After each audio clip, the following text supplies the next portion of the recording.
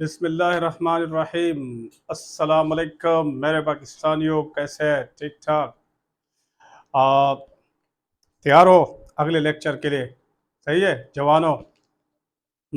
बुतलानो, शागिर्दानो। Next lecture, आज का lecture हमारा क्या है? आज का लेक्चर भी कुछ स्टाइकोमेट्री के साथ ताल्लुक है। स्टाइकोमेट्री, मैं चैप्टर स्टाइकोमेट्री को पहले ख़त्म करूंगा, नेक्स्ट चैप्टर पर जाऊंगा। इसके अंदर जितने भी पॉसिबल वेज आप क्वेश्चन है ताकि वो आप समझ जाए। ठीक है। और आज का जो पहला क्वेश्चन है,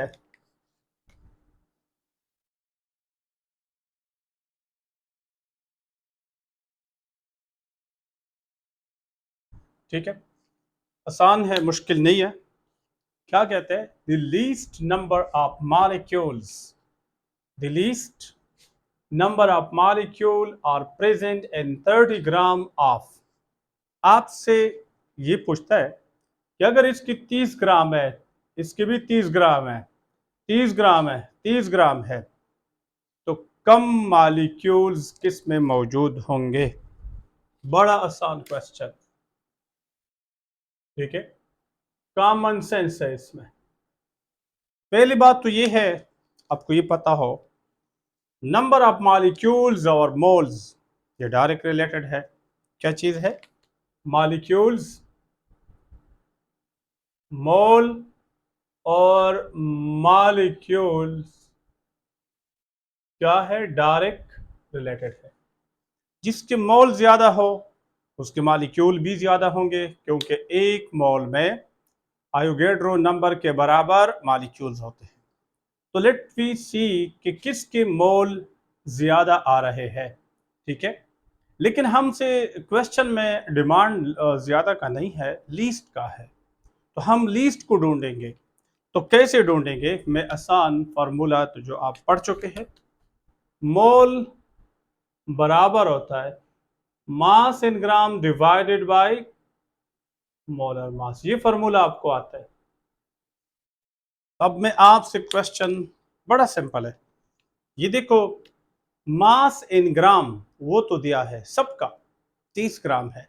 ये तो सबके लिए सेम है, 30 ग्राम है। अब थोड़ा सा आप देख ले उन कंपाउंड्स को कि किसका मोलर मास ये वेरी होता है, हर एक का चेंज होता है, हर एक का। और जब आपको पता है जब ये चेंज होगा तो अकॉर्डिंगली नंबर ऑफ मोल्स भी चेंज होंगे। इसी तरह अगर ये ज्यादा है किसी कंपाउंड का तो इसके नंबर ऑफ मोल भी कम होंगे। ये ज्यादा हो तो नंबर ऑफ मोल कम होंगे। अब हमें ज्यादा वाला ढूंढना है, ज्यादा मोलर मास हो। तो आप इसको देखें, इसका मोलर मास सबसे ज्यादा आ रहा है क्योंकि नाइट्रोजन 2 है, ऑक्सीजन 3 है। इसका कम आ रहा है, इसका भी कम आ रहा है, इसका भी कम आ रहा है। तो सबसे ज्यादा मास जो आ रहा है वो इसका आ रहा है फर्स्ट नंबर पे। सेकंड नंबर पे अगर आप देखें, ये आ रहा है क्योंकि इसमें ऑक्सीजन का मास ज्यादा है, 16 है, वो 2 है, नाइट्रोजन 1 है। थर्ड नंबर पे ये आ रहा है, नाइट्रोजन 2 है और ऑक्सीजन 1 है। फोर्थ नंबर पे ये आ रहा है। तो मैं अगर बात करूं क्या इसका मोलर मास, इसका मोलर मास सबसे ज्यादा है। जब इसका मोलर मास ज्यादा हो तो मोल क्या होंगे? मोल कम होंगे। और जब मोल कम होंगे तो मॉलिक्यूल भी कम होंगे। तो आपका जवाब ये वाला है। लेकिन इस क्वेश्चन को अगर आप हल करते हैं तो ये पता हो कि अगर आपसे मैं पूछ लूं कि किस में नंबर ऑफ मॉलिक्यूल ज्यादा है, तो फिर आपने कम मोलर मास वाला ढूंढना है। जब ये कम हो ये ज्यादा होंगे, और जब ये ज्यादा होंगे तो मॉलिक्यूल भी ज्यादा होंगे। तो मेरे ख्याल में वो जवाब फिर डी होना चाहिए। ठीक है, यानी इसके साथ रिलेटेड क्वेश्चंस हो, एक ही अंदाज में हो, तो आपके पास एक आइडिया डेवलप हो चुका हो, आप कर सकते हैं। नेक्स्ट क्वेश्चन नंबर 2, ये भी बड़ा आसान क्वेश्चन है। क्वेश्चन 2 कहता है, question number 2, how many molecules, how many molecules of this compound are in 30 gram of the same compound. तो पहली बात तो ये है, जो आपके पास कंपाउंड है ये वाला, ये कंपाउंड CH2O, ये है फॉर्मल्डिहाइड, ठीक है। लेकिन यहां ये जरूरी नहीं है कि आपको इसका फार्मूला आता हो, ये जरूरी नहीं है, मैंने वैसे बता दिया। अब इसका मोलर मास जो है वो तो आप कैलकुलेट कर सकते हैं। पहले इनका मोलर मास देखो। कार्बन 12 है, हाइड्रोजन 2 है, ऑक्सीजन का मास 16 है। तो 12 12 प्लस 2 14, 14 प्लस 16 30। तो इसका मोलर मास है 30 ग्राम पर मोल। मोलर मास कितना है? 30 ग्राम पर मोल। अब तो बड़ा आसान है, बिल्कुल गपशप का है। ऐसा हो सकता है, देखिए कैसे। अगर 30 ग्राम भी है, मास इन ग्राम 30 है और मोलर मास भी 30 है, 30/30 1, तो मोल कितने होंगे? 30 ग्राम बाय 30 ग्राम पर मोल। तो गड़स गड़ुस गड़स गड़ुस, तो जवाब आता है 1 मोल। कितना आ रहा है? 1 मोल। तो आपको पता है एक मोल में कितने मॉलिक्यूल होते हैं?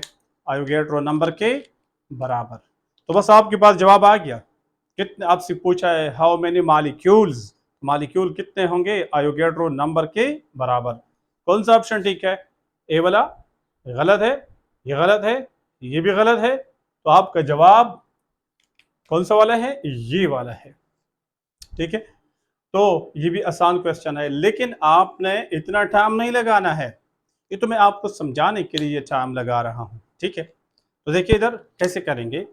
जैसे आपको इसका मोलर मास का पता चले, कंपाउंड के स्ट्रक्चर के भी पता जरूरी नहीं है, सिर्फ ये पता हो कि ये कंपाउंड है, तो इसका मोलर मास फौरन माइंड में करे।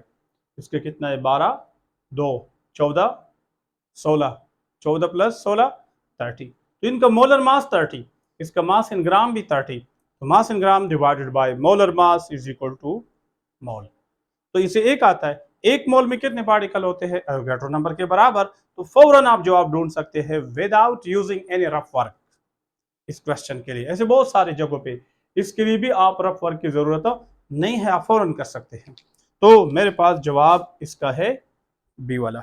नेक्स्ट क्वेश्चन नंबर 3, ये भी आसान है, मुश्किल नहीं है। थोड़ा सा ये दो क्वेश्चन के नस्बत थोड़ा सा मुश्किल है, आपको मुश्किल लगता है, लेकिन देखिए कैसे करेंगे। सबसे पहली बात तो ये है कि थोड़ा क्वेश्चन को समझ ले। Calculate the mass in milligram, mass in milligram, mass in milligram, not in gram. आप sodium ion in 53.0 gram of sodium carbonate. कहते हैं कि अगर कंपाउंड सोडियम कार्बोनेट 53 ग्राम है, तो इसके अंदर सोडियम आयन के कितना मास है, लेकिन मिलीग्राम में। तो लेट, इसके लिए क्या चीज जरूरी है? पहले ये जरूरी है कि सोडियम कार्बोनेट का फॉर्मूला और मोलर मास क्या है, और फिर देखो कैसे करेंगे। सोडियम कार्बोनेट ये फार्मूला है जो कि आमतौर पर आप इनके साथ फेमिलियर है, यूज टू है।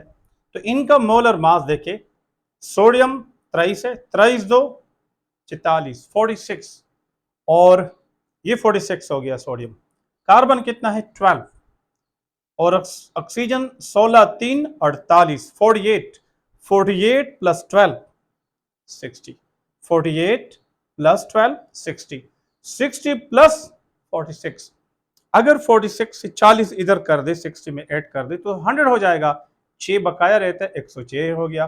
तो मैं कह सकता हूं कि अगर इसका 106 ग्राम हो, कितना ग्राम हो? 106।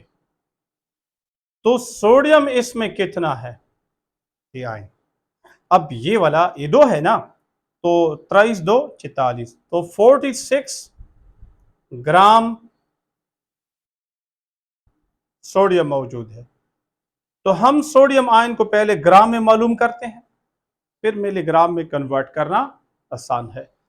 अब क्वेश्चन ये कह रहा है कि नहीं नहीं, आपके पास 106 का नहीं पूछा है, आपसे पूछा है कि अगर 53 ग्राम हो तो क्या अगर मैं इसको हाफ करता हूं। मेरे ख्याल में बड़ा आसान है। अगर ये 100 होता तो 100 को हाफ करना 50 होता है, लेकिन 106 है मतलब 6 मजीद है, 6 को हाफ करे तो 3 और बनता है, तो 50 प्लस 3 53। जब मैं इसको हाफ करता हूं तो ये बनता है 53 ग्राम, और फिर इसको भी हाफ करूंगा तो ये बनता है 23 ग्राम। तो मेरा फर्स्ट टारगेट ये हुआ कि मैंने इसको मालूम किया, लेकिन किस चीज में मालूम किया, ग्राम में। अब मिलीग्राम में कन्वर्ट करना बड़ा आसान है। आपको पता है कि 1 ग्राम में 1000 मिलीग्राम होता है। ये तो बहुत कॉमन बात है, ये वैसे मैं रफ कर रहा हूं। 1 ग्राम में 1000 मिलीग्राम होते हैं। तो जब 1000 मिलीग्राम है, एक में 1000 है, तो इतने में कितने हो जाएंगे। आपने कैसे करना है, इनको 1000 से मल्टीप्लाई करो तो आपके पास जवाब आएगा 23 मल्टीप्लाइड बाई 1000। मल्टीप्लाइड बाई 1000 कैसे करेंगे ये भी आपको पहले भी समझा चुका हूं। जब ये पॉइंट को एक डिजिट ले जाओ 10 से मल्टीप्लाई हुआ, अगला डिजिट ले जाओ 100 से मल्टीप्लाई हुआ, और अगर अगला डिजिट ले जाए तो 1000 से मल्टीप्लाई हुआ। तो मैंने इस पॉइंट को कितना लेकर गए, यहां से इधर 10 से मल्टीप्लाई हुआ, फिर इधर 100 से मल्टीप्लाई हुआ, फिर इधर 1000 से मल्टीप्लाई हुआ। अब मेरे पास ये आ गया। अब ये बात है, अगर इसी अंदाज में जवाब लिखा है तब भी ठीक है, और अगर इनको थोड़ा साइंटिफिक नोटेशन में लिखा है तब भी ठीक है। मसलन इसको मैं ऐसा भी लिख सकता हूं 2.3 1 2 3 4 10 पावर 4 मिलीग्राम। ये भी ठीक है, दूसरा वाला भी ठीक है, ये भी ठीक है, ये भी ठीक है। तो अब जवाब देखें, 2.3 10 पावर 3 ये गलत है। हमारे पास कितना आ रहा है 2.3 10 पावर 4। ये देखिए 2.3 10 पावर 4, यस ये ठीक है। लेकिन आगे देखते हैं 2.3 मिलीग्राम, ये गलत है। 0.23 मिलीग्राम, ये भी गलत है। तो आपका जवाब कौन सा वाला है, ये वाला है। होप कि आप समझ चुके होंगे, मुश्किल नहीं है, लेकिन थोड़ा सा IQ पे, यानी आप थोड़ा सा माइंड पे जोर देंगे ताकि आप इंटेलिजेंट बन जाए, ठीक है। और ये इसके लिए भी ज़रूरी है कि आप मुस्तकबिल में मेडिकल ना भी पढ़ते हो, इंजीनियरिंग ना भी पढ़ते हो, अगर आप सोशल साइंस में जाना चाहते हो, लेकिन जितना आपका माइंड लेवल बूस्ट अप हो चुका है, तो आप पॉलिटिकल साइंस पढ़ते हो, इंग्लिश पढ़ते हो, बहुत सारे और अच्छे सब्जेक्ट है, IR है, तो उसमें भी आप एक डिस्टिंग्विश स्टूडेंट होंगे, अच्छे स्टूडेंट होंगे, क्योंकि आपका IQ लेवल जो है, आपका जो इंटेलिजेंसी है, वो आप माइंड को यूटिलाइज कर चुके होंगे, एक्टिवेट कर चुके होंगे। तो इसलिए मेरे डियर स्टूडेंट, ये ज़रूरी है कि अपने माइंड को एक्टिवेट करें, इन पे काम करें। ठीक है, आप नंबर लेते हैं, आजकल पाकिस्तान में, थ्रू आउट कंट्री में, और ख़ासकर हमारे KP में भी नकल, सिंध में भी बहुत ज़्यादा है, बलूचिस्तान में, पंजाब में भी जो साइड एरियाज़ है बहुत ज़्यादा है। तो ये जो नकल के रुझान है ये बहुत ज़्यादा है। नंबर तो आप ले लेते हैं, सारे लोग ले लेते हैं, 10 15 20 नंबर का आगे पीछे फ़र्क होता है आपके बीच में, लेकिन असल बात यह है कि किसका माइंड कितना ऊपर जा चुका है। तो इन चीज़ पे अभी से काम करें। और जो फर्स्ट ईयर के स्टूडेंट है उनके लिए भी ये चीज़ें इंपॉर्टेंट है, क्योंकि ये जो मिलीग्राम में कन्वर्ट करना और स्टाइकोमेट्री के अंदर हम लगे हैं, ये कोई एटम बम बनाना नहीं है। तो आप अगर इनसे डरते हैं और बाद में छोड़ते हैं, जब आपका FEC हो जाता है उसके बाद फिर आप दोबारा इस लेवल को आ जाते हैं, तो ये नामुमकिन होगा। फिर नामुमकिन तो मैं नहीं कहूँगा, लेकिन बहुत ही मुश्किल होगा, और फिर आप कई मरतबा गिरेंगे उठेंगे, तो उस दौरान आप घर वालों से, रिलेटिव से ताने खाएंगे, तो फिर आपको उस मंजिल तक जाना बहुत ही मुश्किल हो जाएगा। तो इसलिए बेहतर है कि आप नंबर ले लें, मार्क्स ले लें, जो भी आपका तरीक़ाकार है, लेकिन साथ साथ आपका माइंड भी हो। तो आम जो फर्स्ट ईयर स्टूडेंट हैं, सेकंड ईयर स्टूडेंट हैं, उनके लिए भी ये चीज़ें अभी से ज़रूरी है, और एमडीकेट वाले या ईटो वाले या UHS वालों के लिए तो वैसे भी ज़रूरी है, उनका तो और कोई रास्ता ही नहीं है।